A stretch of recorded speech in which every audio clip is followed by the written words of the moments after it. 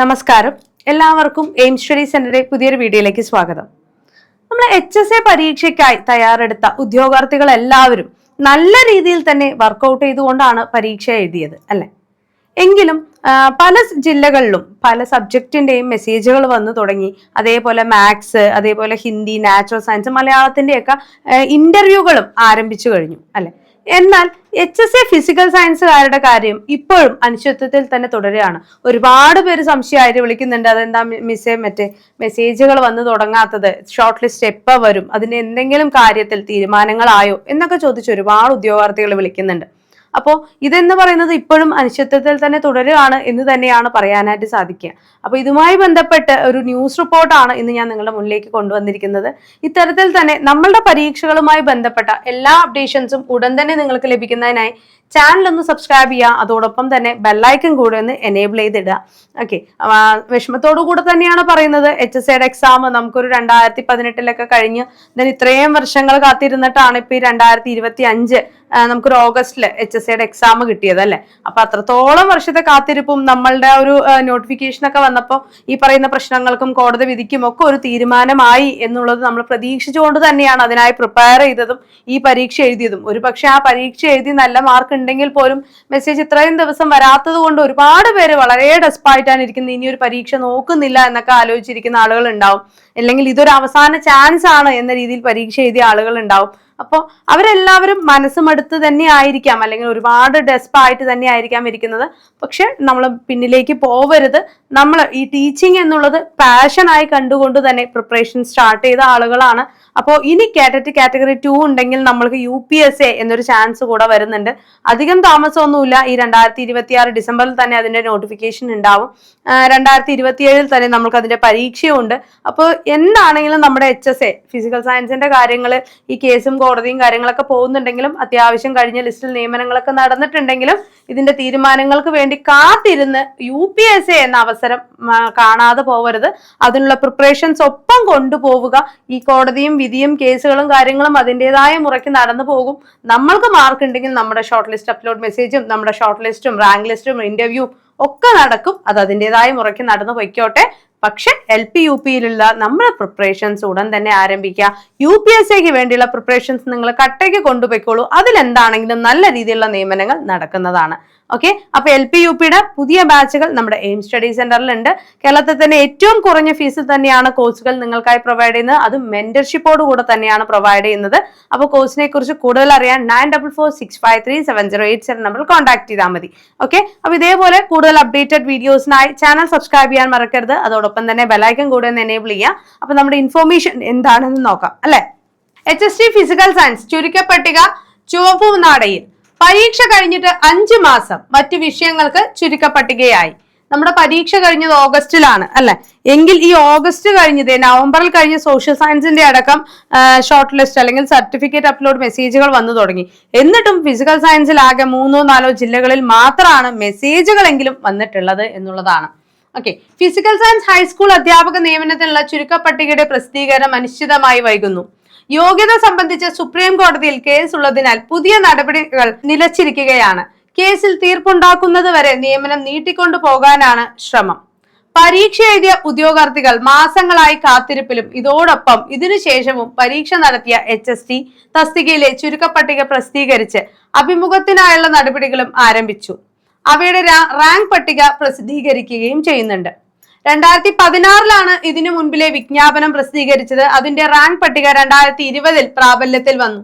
3 വർഷത്തെ കാലാവധി തികച്ച് 2023 പട്ടിക റദ്ദായി.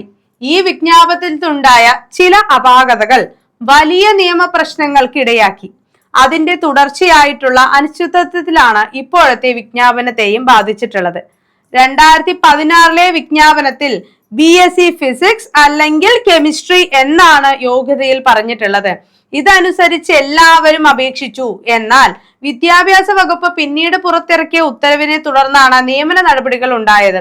ഫിസിക്സ് മുഖ്യ വിഷയമായി പഠിച്ചവർക്ക് കെമിസ്ട്രി ഉപവിഷയമായും കെമിസ്ട്രി മുഖ്യ വിഷയമായി പഠിച്ചവർക്ക് ഫിസിക്സ് ഉപവിഷയമായും പഠിക്കണമെന്ന വ്യവസ്ഥ വന്നിരുന്നു. ഓക്കെ, ഈ സബ് ഇഷ്യൂ തന്നെയാണ് ഇത്രയും വലിയ അല്ലെങ്കിൽ ഇത്രയും വർഷത്തെ നിയമ പോരാട്ടങ്ങൾക്ക് വഴിതിരിച്ചിരിക്കുന്നത്. പക്ഷെ അത് ഒരുപാട് പേരുടെ അവസരങ്ങളാണ് ഇല്ലാതാക്കുന്നത് എന്ന് ഒരാളും മറന്നു പോവാത്ത രീതിയിലുള്ള കാര്യങ്ങൾ, നിയമന നടപടികളാണെങ്കിലും കാര്യങ്ങളും ചെയ്തു തരണം. ഇത് എന്താണ് നമ്മളുടെ എല്ലാവരുടെയും ഒരു അഭിപ്രായം തന്നെയാണ് അല്ലെ. ഒരുപാട് പേരുടെ അവസരങ്ങളാണ് ഓരോ വർഷം കഴിയുന്തോറും പോകുന്നത്. നമ്മൾക്ക് ഈ പറയുന്ന ഏജ് ലിമിറ്റ്, ഈ കേസുകൾ നടക്കുന്നത് കൊണ്ട് തന്നെ ഏജ് ലിമിറ്റിന് മാറ്റങ്ങളൊന്നും വരാൻ സാധ്യതയില്ല. പിന്നെ ഈ ടീച്ചിങ് എന്ന പാഷൻ മാറ്റിവെച്ച് ഏതെങ്കിലും ഒരു ജോലി എന്ന രീതിയിലുള്ള പ്രിപ്പറേഷൻസിലേക്ക് അധ്യാപകരെ മാറ്റുക എന്ന രീതിയിലേക്കാണ് ഇപ്പൊ എന്ത് ചെയ്യുന്നത്, ഈ നിയമ നടപടിയും കാര്യങ്ങളും മറ്റും പോയിക്കൊണ്ടിരിക്കുന്നത് അല്ലെ. വിജ്ഞാപനത്തിലേക്ക് ഇരുന്ന ഈ ഒരു വ്യവസ്ഥയ്ക്കെതിരെ ഉദ്യോഗാർത്ഥികൾ അഡ്മിനിസ്ട്രേറ്റീവ് ട്രിബ്യൂണലിനെ സമീപിച്ചു. അവിടെ നിന്നും കേസ് ഇപ്പോൾ സുപ്രീം കോടതി വരെ എത്തി. റാങ്ക് പട്ടികയുടെ കാലാവധി തീർന്നിട്ടും കേസിന്റെ നടപടികൾക്ക് അവസാനമുണ്ടായില്ല. സുപ്രീം കോടതിയിലെ കേസ് പലതവണ മാറ്റിവെച്ച് അന്തിമ വിധിക്ക് കാത്തിരിക്കുകയാണ്. 2026 ഏപ്രിലിലേക്കാണ് ഈ കേസ് ഇപ്പോൾ അവസാനമായി ഷെഡ്യൂൾ ചെയ്തിരിക്കുന്നത്. മുൻകാല അനുഭവങ്ങളുടെ വെളിച്ചത്തിൽ അത് വീണ്ടും മാറ്റിവെക്കുമോ എന്ന ആശങ്കയുമുണ്ട്. ഇതിന്റെ അന്തിമ വിധി വരാത്തതിനാൽ 2024 വിജ്ഞാപനത്തിന്റെ നിയമന നടപടികൾ PSC മന്ദഗതിയിൽ നീക്കുകയാണ്. മറ്റു വിഷയങ്ങൾക്കെല്ലാം 2016 ശേഷം 2021-22 വർഷത്തിൽ വിജ്ഞാപനം പുറപ്പെടുവിക്കുകയും നിയമനം നടത്തുകയും ചെയ്യുന്നുണ്ട്. ഫിസിക്കൽ സയൻസ് 2016 ശേഷം 2024 ഡിസംബറിലാണ് നമുക്കൊരു നോട്ടിഫിക്കേഷൻ വന്നത്. ഉദ്യോഗാർത്ഥികളുടെ നിരന്തരം ഉണ്ടായ സമ്മർദ്ദം കാരണമാണ് വിജ്ഞാപനം പ്രസിദ്ധീകരിച്ചത്. അതിന്റെ പരീക്ഷ കഴിഞ്ഞ് ഓഗസ്റ്റ് 6 നടത്തി. മറ്റ് വിഷയങ്ങൾക്കെല്ലാം ചുരുക്കപ്പട്ടികയായെങ്കിലും ഫിസിക്കൽ സയൻസിന്റേത് ഇനിയും വൈകുകയാണ്. 14 ജില്ലകളിലായി 20,000-ഓളം ആളുകൾ പരീക്ഷ എഴുതിയിട്ടുണ്ട്. സുപ്രീം കോടതിയിലെ കേസിന്റെ വിധിയുടെ അടിസ്ഥാനത്തിൽ യോഗ്യത സംബന്ധിച്ച കാത്തിരിപ്പ് അന്തിമ തീർപ്പുണ്ടാകുമെന്ന വിജ്ഞാപനത്തിൽ തന്നെ PSC പറഞ്ഞിട്ടുണ്ട്. എന്നിട്ടും ചുരുക്കപ്പട്ടിക പ്രസിദ്ധീകരിക്കാനോ നിയമന നടപടികൾ തുടരാനോ കമ്മീഷൻ തയ്യാറാക്കുവാനോ ഉദ്യോഗാർത്ഥികൾക്ക് ആക്ഷേപം. സുപ്രീം കോടതിയിലെ കേസ് സമയബന്ധിതമായി പൂർത്തിയാക്കാനുള്ള നടപടികളും PSC യോഗ വിദ്യാഭ്യാസ വകുപ്പും സ്വീകരിക്കുന്നില്ലെന്നും ഇവർക്ക് പരാതിയുണ്ട്. അപ്പൊ ഇതിനുള്ള നിയമന നടപടികൾക്കുമായി ബന്ധപ്പെട്ട് എന്തെങ്കിലുമൊക്കെ പരിഹാരങ്ങൾ ഗവൺമെന്റിന്റെ ഭാഗത്ത് നിന്ന് ഉണ്ടാകും എന്ന് തന്നെ നമുക്ക് പ്രതീക്ഷിക്കാം.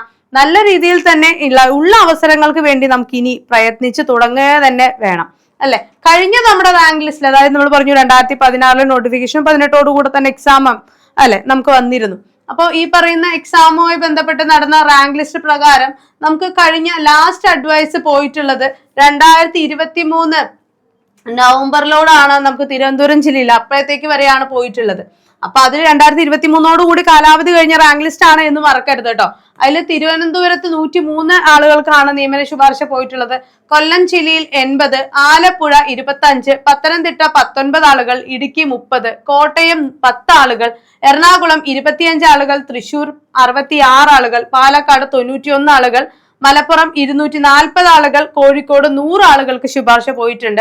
വയനാട് ജില്ലയിൽ 47 ആളുകൾക്കാണ് നിയമന ശുപാർശ പോയിട്ടുള്ളത്. കണ്ണൂർ ജില്ലയിൽ 76 ആളുകൾക്കും കാസർഗോഡ് ജില്ലയിൽ 71 ആളുകൾക്കും ടോട്ടലി 983 ആളുകൾക്കാണ് ഇതുവരെയായ HSC ഫിസിക്കൽ സയൻസിൽ നിയമന ശുപാർശ പോയിട്ടുള്ളത്. ബാക്കി എല്ലാം തന്നെ ഈ കേസിന്റെ ഭാഗമായി പെൻഡിങ്ങിലായി നിൽക്കുകയാണ്. ഓരോ അവസരങ്ങളും നഷ്ടമായി. ഒരുപാട് കാത്തിരിപ്പും ഒരുപാട് പ്രയത്നങ്ങളുടെയും ഫലമായിട്ടാണ് ഒരു റാങ്ക് ലിസ്റ്റിലേക്ക് എത്തിപ്പെടുന്നത്. ആ റാങ്ക് ലിസ്റ്റും അല്ലെങ്കിൽ ആ ഒരു പരീക്ഷയുടെ റാങ്ക് ലിസ്റ്റ് ഇത്തരത്തിലൊരു അനിശ്ചിതത്വത്തിൽ തുടരുക എന്ന് പറയുന്നത് വളരെയധികം വിഷമമുള്ള കാര്യം തന്നെയാണ്. അപ്പൊ അതിനുമായി ബന്ധപ്പെട്ട കാര്യങ്ങളെല്ലാം തന്നെ ഉടൻ തന്നെ ക്ലിയർ ആവും. നമുക്ക് നല്ല നല്ല തീരുമാനങ്ങൾ വരും എന്ന് തന്നെ പ്രതീക്ഷിക്കാം. ഓക്കെ, എന്ന് വെച്ചിട്ട് ഇതിനോട് ആലോചിച്ചിരുന്ന് നിങ്ങളുടെ മുൻപിലേക്ക് വരുന്ന അടുത്ത UPSC എന്നുള്ള അവസരം കാണാതെ പോവരുത്. അതൊരു ഓർമ്മപ്പെടുത്തൽ മാത്രമാണ്. അതിനുള്ള പ്രിപ്പറേഷൻസ് ഉടൻ തന്നെ ആരംഭിക്കുക. ഓക്കെ ആണല്ലോ.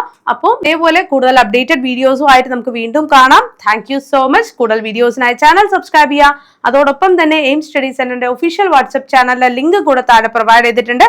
അതിൽ കൂടെ ജോയിൻ ചെയ്യാം. മറ്റൊരു വീഡിയോ ആയിട്ട് നമുക്ക് വീണ്ടും കാണാം.